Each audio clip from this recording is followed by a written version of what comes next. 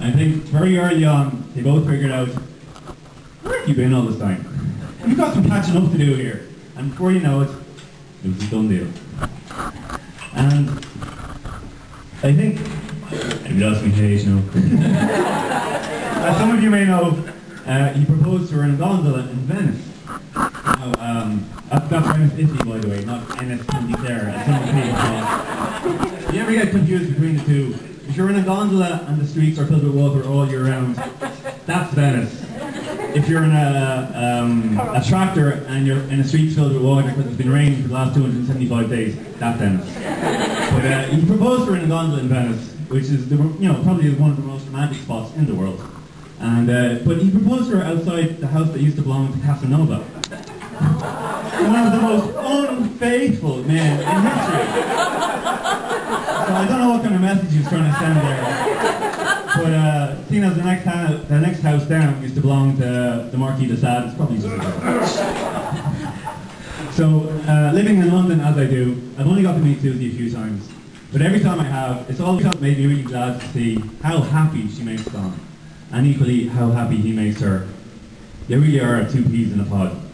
In a pod filled with potatoes and beer and love.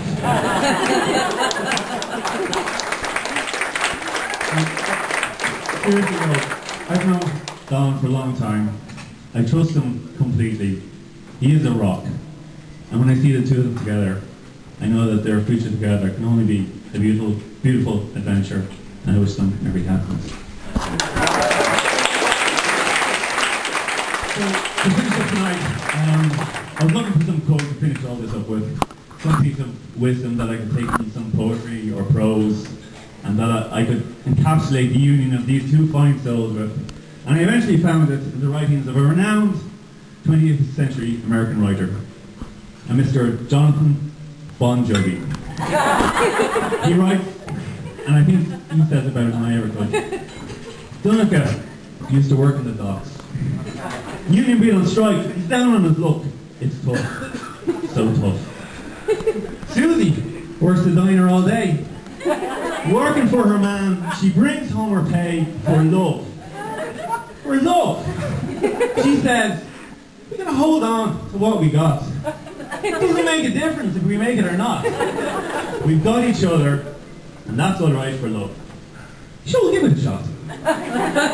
Whoa, oh. We're halfway there. Whoa, oh. Living on a prayer. Take my hand. We'll make it. I swear.